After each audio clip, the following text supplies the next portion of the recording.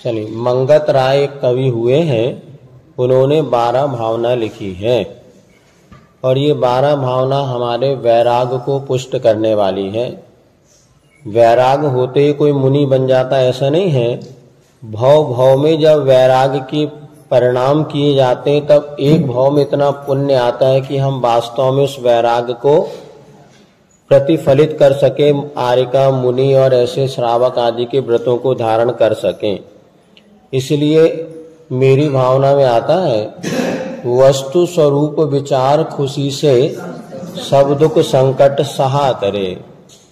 अर्थात वस्तु स्वरूप का विचार हम करते हैं तो बड़े से बड़े दुख संकटों को हम सहजता से सहन कर सकते हैं। वस्तु स्वरूप किसे कहते हैं?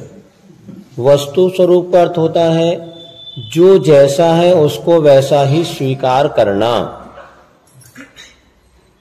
क्या कहा? जो जैसा है उसको वैसा ही स्वीकार करना। जैसे पानी का स्वभाव ठंडा है, भले वो आपको उबल रहा है पानी, किंतु फिर भी यही मानना कि पानी का स्वभाव तो शीतल है। अपने को भले गुस्सा आ रहा है लेकिन समझ लो ये मेरा स्वभाव नहीं, मेरा स्वभाव तो क्षमा है। संसार हमें भले अच्छा लग रहा है किंतु संसार का स्वभाव नश्वर है। कितना भी आप इस शरीर वस्तु को सोचो कि वस्तु कभी खराब ना हो, ऐसा हो ही नहीं सकता। समय आने पर वो जीर्ण शीर्णता को प्राप्त होती है। आप खूब अच्छे कपड़ा खरीद के लाओ, कम यूज करो, भैया साल में एक ही बार पहनेंगे हम, जिससे कि 50 साल चल जाए, तो भी नहीं चलेगा। अब किसी ने सोचा 2 आंखें, जब एक आंख से काम चलता है, दोनों आंख को काहे को खराब करो। एक आंख जब ये खराब हो जाएगी तब दूसरी वाली अपन खोल लेंगे। तो एक आंख बंद करके उसने रखा रहा 20 साल, तो ये वाली जब खराब हुई खोला तो ये वाली भी खराब मिली। वस्तु का परिणमन ऐसे होता है। आप सोचो कपड़ा हम रख लें, देखना तो रखे रखे रखे रखे उसका जीर्णता ऐसे आएगी कि अब 20 साल बाद अब उस कपड़े को निकालोगे तो हाथ में पकड़ते से वो टूट जाएगा। इसको कहते हैं, सुनो, वस्तु स्वरूप, अर्थात ऐसा ही वस्तु का परिणमन है। ऐसा विचार करने से सब दुख संकट सहा करे। या ये वस्तु का जहाँ संयोग है वहाँ वियोग निश्चित है। चातुर्मास स्थापित हुआ है तो निष्ठापन भी होगा। महाराज आए हैं तो जाएंगे, ये वस्तु स्वरूप है। तो वस्तु स्वरूप विचार खुशी से सब दुख संकट। तो वस्तु स्वरूप क्या है इसको प्रदर्शित करते हैं यहाँ पर 12 भावना में। सबसे पहले वंदु श्री अरिहंत पद वीतराग विज्ञान वर्णु 12 भावना। अब देखो यहाँ पर सबसे पहले अरिहंत पद यानी पंच परमिष्टि में सबसे पहले अरिहंत परमिष्टि होते हैं, जिन्होंने हमारे लिए इस 12 भावना का उपदेश दिया। इसलिए यहाँ पर सबसे पहले अरिहंत परमिष्टि को वंदना करके, और कैसे हैं अरिहंत भगवान? जिनके पास वीतराग विज्ञान है, अर्थात केवल ज्ञान। हमारे पास जो ज्ञान है वो रागी जीवों का ज्ञान है, राग द्वेष सहित है, किंतु उनका ज्ञान केवल ज्ञान जो है वो वीतराग विज्ञान माना जाता है। तो जिनके पास केवल ज्ञान है ऐसे अरिहंत भगवान को नमस्कार करके मैं 12 भावना का कथन करता हूँ। क्यों करता हूँ? जग जीवन हित जान। जग माने हो गया संसार, और जीवन माने संसार में रहने वाले जो जीव जी रहे हैं उनके हित माने कल्याण के लिए। यदि अपना कल्याण आप चाहते हैं, जीवन को सुखी बनाना चाहते हैं, तो इन 12 भावनाओं का सहारा लेंगे तो जीवन आपको बहुत सुखी बन जाएगा। अर्थात जहाँ पर कष्टों के बीच में रहते हुए भी हमें उस कष्ट का उतना अनुभव नहीं होगा जितना कि अज्ञान दशा में होता है। तो यहाँ पर सबसे पहले भूमिका बनाते हुए कहा गया है, कहाँ गए चक्रिय जिन जीता भरत खंड सारा, कहाँ गए वह राम रु लक्ष्मण जिन रावण मारा, कहाँ कृष्ण रुक्मणी सत्यभामा अरु संपत्ति सगरी, कहाँ गए वह रंग महल अरु। अर्थात कुछ हम इतिहास को उठा करके देखें तो आज हम ज्यादा चक्रवर्ती हुए इतिहास में। कितने चक्रवर्ती हुए? तो 12 चक्रवर्ती अवसर्पणी काल की अपेक्षा। वैसे हर उत्सर्पणी और अवसर्पणी काल में 12-12 चक्रवर्ती होते हैं। अभी इस समय 12 चक्रवर्ती हुए। और चक्रवर्ती कौन कहलाते हैं? भरत खंड सारा जीता, जिन्होंने 6 खंड भरत क्षेत्र में होते हैं, एक आर्यखंड और 5 मलेच्छ खंड, ऐसे 6 खंडों पर जिन्होंने विजय प्राप्त कर ली है, ऐसे चक्रवर्ती होते हैं। और वो कहाँ पर चले गए? आयु भी कितनी होती है इनको? करोड़ों वर्षों की आयु होती है। जैसे आदिनाथ भगवान की या आयु जो थी 84 लाख पूर्व की थी, ऐसे भरत चक्रवर्ती भी लाखों वर्षों की उनकी आयु थी। किंतु वे सारा का सारा वैभव जिनके पास था वो कहाँ चले गए? अर्थात वो भी इस दुनिया को छोड़ करके चले गए। इसी प्रकार राम जो बलभद्र हुए, लक्ष्मण जो है नारायण हुए, जिन्होंने रावण का वध किया था प्रति नारायण का, ऐसे भी राम लक्ष्मण रावण भी कहाँ चले गए? अर्थात वो भी अपने अपने योग्यता के अनुसार गतियों में अथवा मुक्ति को प्राप्त कर गए। कहाँ? कृष्ण रुक्मणी सतभामा, अर्थात वो कृष्ण जो नारायण थे, रुक्मणी उनकी पत्नी थी, सतभामा भी उनकी पत्नी थी। सुंदर रूप रंग सबके पास था। ऐसी वो जो पत्नियां थी और संपत्ति सगरी माने सारी संपत्ति राजमहल आदि सब कहाँ चले गए? कोई भी यहाँ पर स्थिर रहने वाला है नहीं। हम टेंशन करते कि अरे वो चला गया, अरे सबको जाना है एक दिन, आज नहीं कल तो सबको ही नष्ट होना है। आप देख रहे हैं ना, अपने देखते देखते कितने प्रधानमंत्री निपट गए। अटल बिहारी भी चले गए, उसके पहले और इंदिरा गांधी चले गए, राजीव गांधी चले गए, मतलब राष्ट्र समझो प्रमुख राष्ट्रपति थे वो भी चले जा रहे हैं। और अपने मोहल्ले पड़ोस में अपन देख रहे हैं जो दादाजी थे प्रमुख थे वो सब चले गए। अर्थात ये निश्चित है एक ना एक दिन हमको भी जाना है। वो कहते कलियन करे आ माली आवत देख ही कलियन करे पुकार, और फूले फूले चुन लिए काल हमारी बार। अब वो जो फूले फूलते वो तो चुन लिया, अब कल हमारी बार है, हमको भी चुनना है। अर्थात सबको यहाँ से जाना ही है, इसीलिए मरने से ज्यादा डरो नहीं। भैया जीवन तो नष्ट हो ही रहा है, वही सब आगे बतलाएंगे। तो ये जब बड़े बड़े महापुरुष धरती से चले गए और हम सोचे हम हमेशा सुरक्षित रहेंगे, नहीं चलेंगे। ललितम्मा जय ललिता मद्रास की है ना, हाँ जय। अब वो उसके बाद देखो तो कितना वैभव उसका, साड़ियां देख लो, सैंडल देख लो, बताते जब निकला सोना चांद, लेकिन सब छोड़ करके वो चली गई तो बताते कोई उसको बचा नहीं पाया। मारने वाले इसके घर के ही बस बता रहे ना, यही है जितना अपने पास ये दो धन संपदा परिग्रह आदि होता है ये उतना ही दुख का कारण बन जाता है। लेकिन आज व्यक्ति स्थायित्व की कल्पना के कारण दुखी होता है। तो यहाँ पर ये बतलाया जा रहा है ये सब चले गए। कहाँ गए? वो रंग महल अरु सुवर्ण की नगरी, सोने की नगरी किसकी थी? रावण की, और वो भी जल करके भस्म हो गई। इधर यहाँ पर रंग महल, बड़े बड़े राजमहल, दरवाजे, ये भी सब नश्वर है। अर्थात इसमें स्थायित्व की कल्पना ही नहीं करो। हाँ, जितने समय के लिए उतने समय तो उसको आनंद ले लो, या उतने समय तो वस्तु है, लेकिन बाद में ज्यादा उसके साथ आसक्ति का वहां होने पर ये कभी नष्ट ही ना हो, ऐसा अगर हम सोचते हैं तो ऐसी धारणा बनाना गलत है। क्योंकि बड़े बड़े रंग महल आदि अपन जाते हैं, किले वगैरह देखते हैं। हम लोग तालबेट गए थे, वहां का किला देख लो, और यहाँ पे कई जगह जो बड़े बड़े किले बने हैं, किला महल जैसे सब कुछ है, किंतु वहां पे सब जीर्ण शीर्ण दीवारें हो गई, ये टूट गए, गिर गए।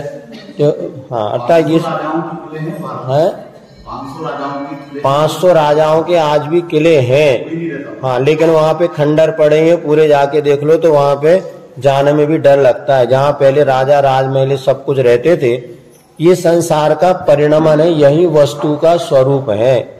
नहीं रहे वह लोभी कौरव जूझ मरे रन में,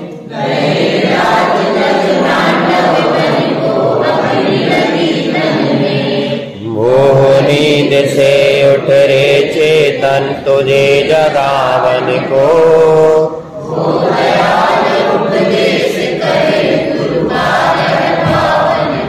देखो वो कौरव जो थे, पांडव और कौरव, कौरव बहुत लोभी थे। लोभी कहते हैं उनका जितना पांडवों को तो एक पाई नहीं देना चाहते थे, पांडवों को एक पाई ना दे, जितना मिले धन पूरा हमारे पास रहे। ऐसे जो कौरव थे, और वो भी जूझ मरे रण में, मरने को तैयार है किंतु धन छोड़ने को तैयार नहीं। अरे बंटवारा कर ले तो उनका उनको दे दे, तुम अपना रखते, दोनों भाई आराम से रहते।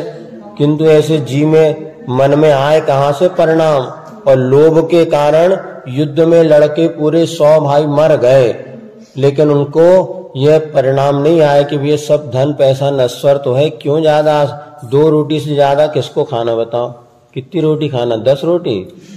महाराज जितने बड़े लोग उतने कम खाते हैं।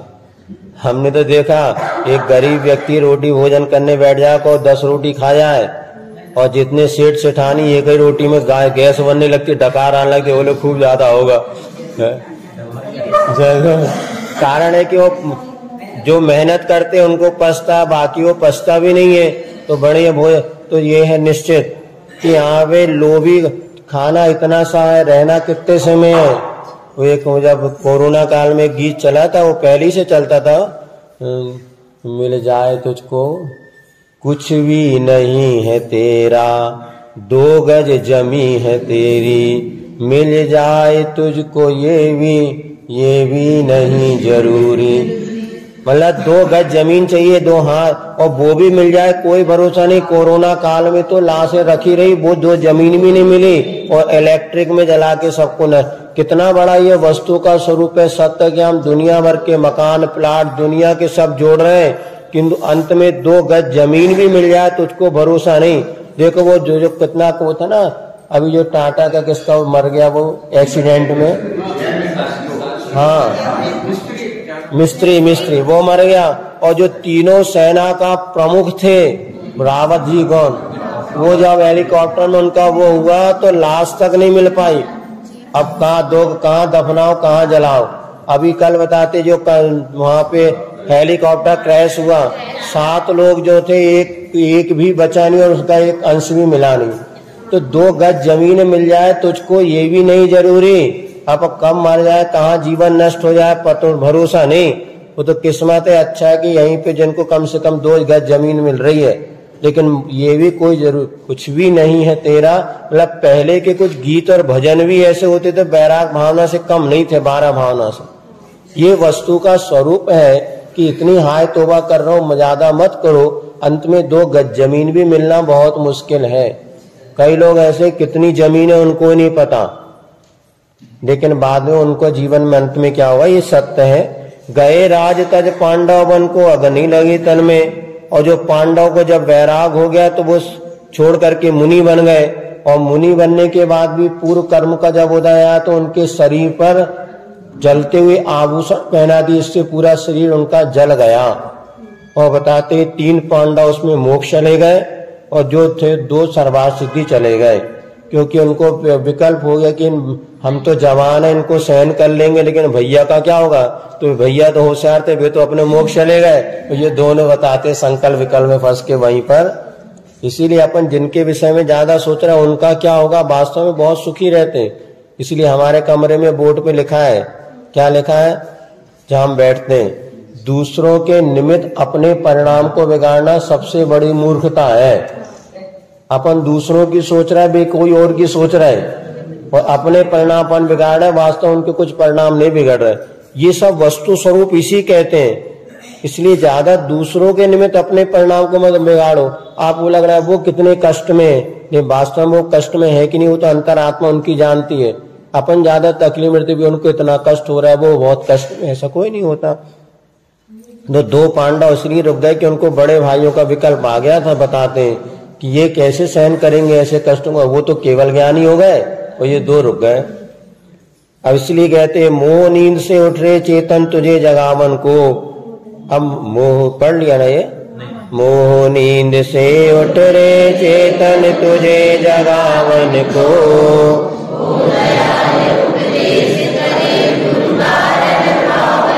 अब सबसे बड़ा मोह रूपी निद्रा में संसारी प्राणी आज तक सोया हुआ है, और मोह के निद्रा आपकी टूट जाए आप मोह रूपी नींद से जाग जाओ।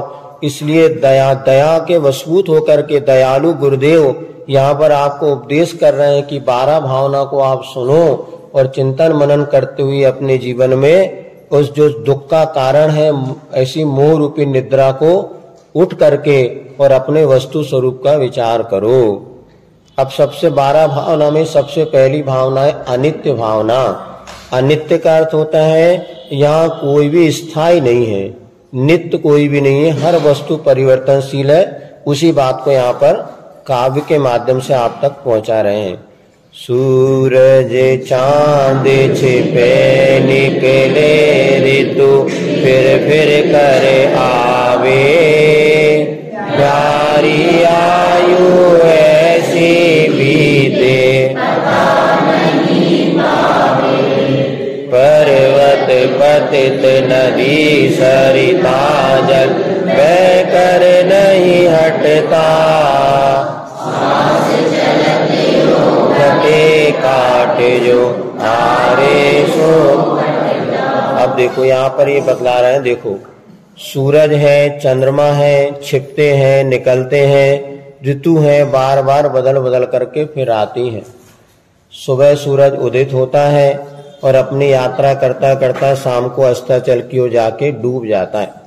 इसी प्रकार चंद्रमा भी निकलता है और धीरे धीरे वह भी अमावस्या तक पूरा छुप जाता है।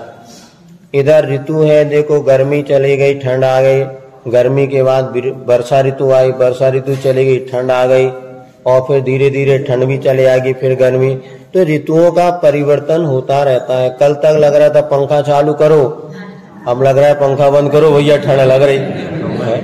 यह कंबल निकालो, करे था वो सब अंदर रखे थे, अब साल माल सब टोपा मोपा जूता सब वही। अब कल तक तो ऐसा लग रहा था ये सब बेकार चीज है, आज वही चीज अच्छी लगने लगी। अर्थात देखो कितना परिवर्तन का, जीवन ही परिवर्तन का नाम है। आज इसने मुख माटी में लिखा है बहना ही जीवन है, अर्थात परिवर्तन ही जीवन है। जो बाल काले थे कभी न कभी तो सफेद होंगे, और ये बात अलग है कि पुनः आप उसको काले करा लो तो बात अलग है। अब लोग हमसे कहते महाराज आपके बाल तो सफेद हो गए, दाढ़ी काली है, क्योंकि तो भैया जो पहले आया वो पहले सफेद हुई है। सही क्रम पे तो हम ही चल रहे, पहले बाल आए थे 15-20, इसलिए पहले सफेद हो गए, दाढ़ी बाद में आई तो बाद में। लेकिन प्राय क्या होता है, दाढ़ी मुझ पहले सफेद होती, सिर के बाल काले रखे रहते कई लोगों के, ऐसा। तो ये सब कहने का अर्थ है कि सब कुछ परिवर्तित, ऋतुएं जब परिवर्तित हो रही हैं, हम सोचते नहीं एक जैसी जिंदगी हमारी चलते रहे। ध्यान रखो नदी का बहाव कभी एक जैसा होता नहीं, कभी खुशी कभी गम, तररम पम पम है, कभी ऐसे गीत गाया करो, कभी। ये तो सबके जीवन में लगा है कि सब एक जैसे व्यापार चलता क्या नहीं चलता। अभी सीजन चल रहा है तो फुर्सत नहीं है, कभी दिन भर बैठो भक्की भगाते रहो तो एक ग्राहक नहीं आता। ऐसे सब पे कभी बहुत प्रसन्नता हो जाती है, कभी किसी काम में मन नहीं लगता। अभी लगता खूब स्वाध्याय कर लो, माला पी लो, किस दिन लगता है कुछ नहीं करना, ना पाला पीना, ना पूजन करो, ना स्वाध्याय। कभी ऐसा भी होता है। और कई बार अच्छे कार्य के लिए उत्साह का, बुरे काम में तो बहुत जल्दी उत्साह बन जाता और अच्छे काम के लिए नहीं बनता। चाहते हैं खूब सामायिक करें, खूब माला फेरे, खूब, लेकिन वो वीर्यांतराय कर्म का जब तीव्र रसो उदय हो जाता है तो बताते अच्छे कार्यों में मन ही नहीं लगता। दुनिया राग देश के कामों में बहुत मन लगेगा, लेकिन प्रवचन में स्वाध्याय नहीं, टाइम नहीं है। तो ये वीर्यांतराय कर्म के क्षोभम से भी कई बार ऐसा कम ज्यादा होता है। तो ये पर्वत पति प्यारी आयु ऐसी बीते पता नहीं जावे। आयु कैसी है, प्राणों से प्यारी है, कैसी भैया आयु है। अब देख लो मोबाइल में क्या डाले रहते, कौन प्यारी है कौन प्यार है। मोबाइल में आए तक किसी ने मेरी आयु प्यारी है, वो तो और किसी का नाम हम डाल देते,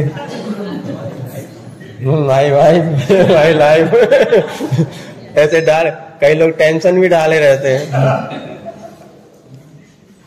ये तो निश्चित है कि ये आयु कर्म सभी को प्यारा है। इसीलिए क्या होता है, आयु कर्म जो है ना, मात्र नरक आयु पाप प्रकृति मानिए, बाकी 3 आयु पुण्य प्रकृति है। क्योंकि नरक में कोई जाना नहीं चाहता, इसलिए बाकी 3 गति में चला भी जाता है तो वहां से लौट के नहीं आना। त्रियंश भी अगर कोई बन जाए ना तो वहीं पर रहना चाहता है, किंतु वो मरना नहीं चाहता। इसलिए तिर्यंच आयु को भी पाप पुण्य प्रकृति माना। तिर्यंच गति तो पाप प्रकृति है और तिर्यंच आयु पुण्य प्रकृति है। ऐसा क्यों? तिर्यंच पे कोई जाना नहीं चाहता, इसलिए पाप प्रकृति। वहां पहुंच जाए तो फिर कोई मरना भी नहीं चाहता। कुत्ता तड़प रहा होगा तो ये मरना नहीं चाहेगा, वो कहेगा कि भैया जितनी जल्द जी लो और अच्छा है। तो यहाँ पे प्यारी आयु ऐसी व्यतीत हो रही है। How old are you? आप नए नहीं हो गए, मदर हमारा बर्थडे है, बर्थडे है। बोले कितने साल? 50 साल के हो गए। तो 50 साल के बूढ़े हो गए कि जवान? हाँ, पुराने हो गए। How old are? कितने पुराने हो गए? प्रति समय हमारा मरण होता है, इसको आवीची मरण कहते हैं। तो व्यक्ति प्रति समय पुराना हो रहा है, नया कुछ नहीं आ रहा है। जो गांठ में से थे वो आयु कर्म और झड़ गए, अब तो कम बचे हैं। असली जो अपना माल लुटता चला जा रहा है प्रत्यक्ष। तो आयु ऐसी बीते पता नहीं चलता, और सुख के साथ तो और पता नहीं चलता। दुख के क्षण फिर भी पता चलने, सुख के क्षण जब रात में नींद आ जाए अच्छी खर्राटेदार तो 6 घंटे की नींद पता नहीं चलती। और जिस दिन उपवास हो रात में फिर 1-1 घंटा, कितने बजे? अभी तो 12 ही बजे, अरे 1 ही बजे, और 2-3 बजे रात में नींद भग जाती। लेकिन यही तो वस्तु स्वरूप है कि सुख के क्षण पता नहीं चलते और दुख के क्षण 1-1 मिनट रात गिनना पड़ता। तब इतनी लंबी रात हुई। रात ना लंबी हुई ना छोटी हुई, आज कष्ट था ना, इसलिए रात लंबी लग रही है। और जब लग जाए आंख नींद में तो कुछ सुबह उठाए तो भी अबे सोन तो अभी तो सोए थे, अरे अब कहाँ सोए थे, 6 घंटा हो गया सो। ऐसे यही वस्तु स्वरूप है। वही आज हम चिंतन कर रहे थे, वस्तु कल चिंतन किया कि वस्तु स्वरूप विचार खुशी से, इसमें अगर व्यक्ति विचार कर ले तो कितना बड़ा रहस्य है। यही वस्तु स्वरूप है कि सुख के क्षण पता नहीं चलते और दुख के क्षण काटे नहीं कटते, लेकिन समता से करो दोनों व्यतीत होने वाले। अब जब दुख आया है तो वो भी चला जाएगा, तो सुख आया तो वो रुकेगा क्या? नहीं, सुख के क्षणों में हम फूल जाते हैं, ध्यान रखो वो भी चला जाएगा। और दुख के क्षणों में रोने लगते, किंतु ये भी नष्ट हो जाएगा। ये सब क्षण भंगुर है, ऐसा विचार करना वस्तु स्वरूप है। पर्वत पतित नदी सरिता जल बहकर नहीं हटता। अपन देखते हैं पर्वत से गिरा जल फिर नदी रूप में हो गया और नदी सरिता के रूप में, नदी सरिता एक अर्थवाची हो गया, और बहता बहता बहता वह कहाँ है? समुद्र की ओर चला जाता है, किंतु उसका अस्तित्व समाप्त नहीं होता। तो नदी से गिरा हुआ जैसे आत्मा है, जीव मर करके किसी भी गति में चला जाए, लेकिन इसके बाद भी जीव था, है और रहेगा, तो नहीं हटते कर क्या?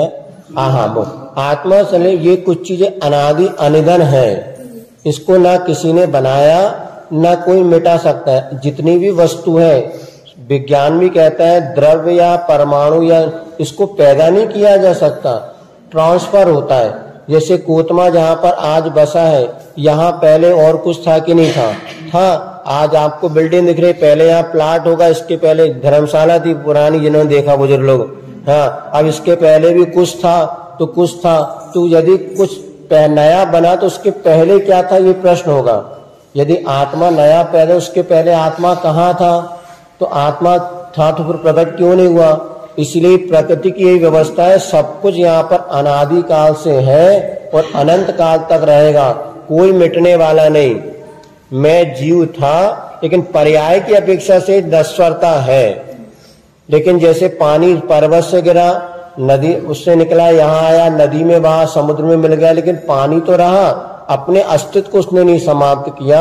इसी प्रकार जो अनित्य भावना हम पढ़ रहे ना, जब हमारा मन भोगों की ओर जाने लगे या हर्ष विषाद में जाने लगे तो अनित्य भावना का चिंतन करो।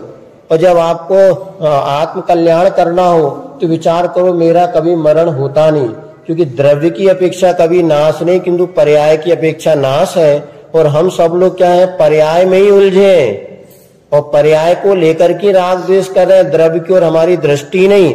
इसलिए पहले वैराग भावना में अनित्य भावना आई कि जो भी कुछ बाहर है ये तो सब नश्वर है।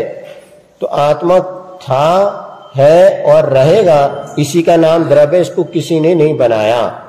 जैसे आकाश था, है और रहेगा। यदि आकाश को किसी ने, इसके पहले क्या था और बनाया तो किससे बनाया? ये बहुत सारे प्रश्न। किसने बनाया? तो जिसने बनाया वो पहले था कि नहीं था? यदि जिसने बनाया वो पहले था, जब वो उसको किसने बनाया? और जब वो बिना बनाए रह सकता, ये सब बिना बनाए क्यों नहीं रह सकता? ये सब प्रकृति का नियम है। अनादि काल से प्रकृति अपने स्वरूप में स्थित है, बस परिवर्तन होता रहता है। ये बात आपको यहाँ पर बतलाई जाए। श्वास चलत यो घटे काट जो आरे सो कटता। और लकड़ी को काटते ना आरे से आगे पीछे, तो जैसे आप आरा चलाते चलाते वो लकड़ी कटती, इसी पर एक श्वास निकली भीतर आए, तो श्वास आई गई तो एक एक श्वास में जीवन कट रहा है, अर्थात कम होता चला। जैसे आरे के लकड़ी कटती चली जाती है, इसी प्रकार एक एक श्वास में जीवन नष्ट होता चला जा रहा है।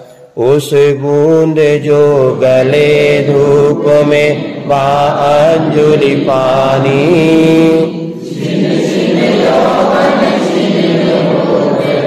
क्या समझे प्राणी। इंद्रजाल आकाश नगर सम पति सारी, अतिरे रूप संसार विचार्यो। अब देखो जैसे ओस की बूंद होती है, सुबह सुबह आप अब देखेंगे ठंड तो पड़ने लगी, और जाकर घास के ऊपर देखोगे तो ओस की बूंद होती है। ये बूंद कब तक रहती है? जब तक सूर्योदय नहीं हुआ। थोड़ा सूर्योदय धूप हो गया और वो ओस की बूंद गल जाती। ओस बूंद जो गले धूप में, वह अंजलि पानी। अंजलि में आप पानी भर लो, तो कितने भी टाइट करो, आखिर बूंद टपकते टपकते अंजलि खाली हो जाती है। इसी प्रकार छिन छिन यौवन क्षीण होते हैं, क्या समझे प्राणी। इसी प्रकार युवावस्था है ना, क्षण क्षण में क्षीण हो रही है, अर्थात युवावस्था ज्यादा समय तक टिकती नहीं है। अब पहले तो फिर भी लाखों वर्षों की आयु होती थी, अब तो कितने वर्ष की आयु बची है? मुश्किल से अपने लिए तो 60 दादा वगैरह हैं, कुछ 80-90 100 के। आने वाली ये नई पीढ़ी है, वो तो अधिक से अधिक 60 साल बहुत हो गए। अब देखो कल वो भैया का आया था, 22 साल में कहाँ एमटेक कर रहा था, ब्रह्मचार्य व्रत लिया था, और जीवन कितना हम लोग सब जानते हैं उसको, अर्थात कैसे नश्वर। तो हाँ सुनो, अब तो 60 साल मुश्किल से आयु, उसमें युवावस्था कितनी है, जवानी है। अब बस 10, 12, 20 साल मान लो, 20 साल से ज्यादा युवावस्था नहीं, और वो 20 साल में भी छिन छिन यौवन क्षीण होते हैं, क्या समझे। इसका अहंकार क्यों करते हो? ये युवावस्था मिली है तो इसका अर्थ है कि इसका हम सदुपयोग कर ले। मां विषय भोग में करते हुए एक दिन जब नष्ट हो जाएगा, फिर लगेगा अरे हम कुछ कर नहीं पाए। जब युवावस्था थी, हाथ पांव चल रहे थे, तब तो पंचेंद्रिय के भोगों में समय निकाल दिया। अब सब गाड़ी ढीली, अब चलो भैया मंदिर चले। लेकिन जिस जवाने 55 में धर्म नहीं किया जाता, बचपन में धर्म किया जाता है। एक कहावत है, कौन सी याद, जो कुछ करना है तुम कर लो, तुम इस तरुण अवस्था में, पैसा पास निरोगी काया इंद्री ठीक व्यवस्था में, कर न सकोगे फिर कुछ तुम बल पौरुष घट जाने पर, आग लगी कुटिया में तब क्या होवे कूप खुदाने पर। जब आग लग गई कुटिया में तब कुआं खोदो कि पानी मिल जाए, तो नहीं होगा। तो यदि जब आपके पंचेंद्रिय के विषय भोग करने की ताकत है, उसी समय योग करने की ताकत है। आप सोचो अभी भोग कर लें बाद में योग कर लेंगे, तो ऐसा नहीं। आज से भावना बना के जब वो पुरुषार्थ किया जाता है, तब आगे जाके संयम का आचरण हो पाता है। अन्यथा जीवन छिन छिन यौवन क्षीण होते हैं, क्या समझे प्राण। युवावस्था में जो व्रत नियम संयम तप हो जाते हैं, वो आगे वृद्धावस्था में हो ही नहीं पाते। आज इसने सुनीति शतक में लिखा है कि युवावस्था में जो तपस्या कर लो, फिर वृद्धावस्था में तपस्या की मुख्यता नहीं, फिर चिंतन मनन, फिर बाहरी तप की गौणता हो जाती है, अंतरंग तप विनय आदि और जो परिणामों की निर्मलता की मुख्यता हो जाती है। यह चाह करके भी निष्कर्म। तो छिन छिन यौवन क्षीण होते हैं, क्या समझे प्राणी। इंद्रजाल आकाश नगर सम जग संपत्ति सारी। इंद्रजाल यानी इंद्रधनुष निकलता है, क्या कहते हैं स्पेक्ट्रम, वो इंद्रधनुष 7 उसमें रंग होते हैं, और वो देखते थे अथवा बादल बनते हैं, और जैसे बादल क्षण भर में नश्वर हो जाते हैं, इंद्रधनुष सब समाप्त हो जाता है, उसी प्रकार इस संसार की जितने भी धन दौलत आदि ये सब इंद्रधनुष के समान शीघ्रता से नष्ट होने वाले। अथिर रूप संसार विचारो सब नर अरु नारी, सभी पुरुष और स्त्री इस बात का विचार करें, यह संसार ऐसा अस्थिर ही है। ऐसा स्वरूप का विचार करना। अथिर रूप मतलब वस्तु का स्वरूप कैसा है ऐसा ही, इसलिए इसमें ज्यादा आसक्त नहीं होना। चमड़ी जाए पर अब जी तो समझा रहे भैया। कहाँ गए कोषाध्यक्ष? अब गए बैठे? हाँ चलो। हाँ भाई कहते महाराज जब काम की बात सुन ले तो बाकी तो सो लेते, कम दो ही साहब। अब देखो अथिर मतलब ये कि ऐसा चमड़ी जाए पर दमड़ी, इतनी आसक्ति तो कम कर सकते हैं। देखो पूरी तरह घर गृहस्थी में छूटने वाला नहीं है और ना पूरा आप छोड़ो, लेकिन इतनी आसक्ति भाव जरूर हमारा कम हो जाए कि वक्त आने पर दोनों हाथ से निकाल दो। अब भैया जब छूट ही रहा, उनने कहा ये बंदूक लेके खड़ा, बोले सब चाबी दे दे, बोले जो करना सो कर ले, बोले चाबी नहीं दूंगा। दे तो दे चाबी, का करने तो अब जीवन है तो सबको जान है तो जहान है। अब कई लोग ऐसे पैसे के पीछे जो आसक्त, उनके लिए यहाँ पर कम से कम उपदेश है कि गृहस्थ आश्रम में रहते हुए इतना जरूर करो, आसक्ति भाव को कम करो। फेविकॉल का जोड़ तो मत रखो, गौन से फिर भी चिपका तो पड़े। फेविकॉल का ऐसा पक्का जोड़ है कि चमड़ी जाए पर दमड़ी ना जाए। कई ऐसे शावक हमने देखे संसार में जो कि सब कुछ आप उनसे करवा लो, मत दान की न कहो, और दान की यहाँ कहीं तो उनके जी पे आए। इसका कारण भी आचार्य श्री कहते हैं, इसने पूर्व में तपस्या करके पुण्य अर्जित किया, उसी के दान देने के भाव होते, अन्यथा दान देने के भाव भी नहीं होते। जिसके पास धन होता उसके दान देने के भाव होते, ऐसा नहीं है। जिसके पास धन नहीं है उसके भी दान देने के भाव होते और वो देता भी है। लेकिन यह बहुत पूर्व में किए दानांतराय कर्म का जब पुण्य या क्षय उपशम तीव्र होता है तभी देने के भाव होते हैं।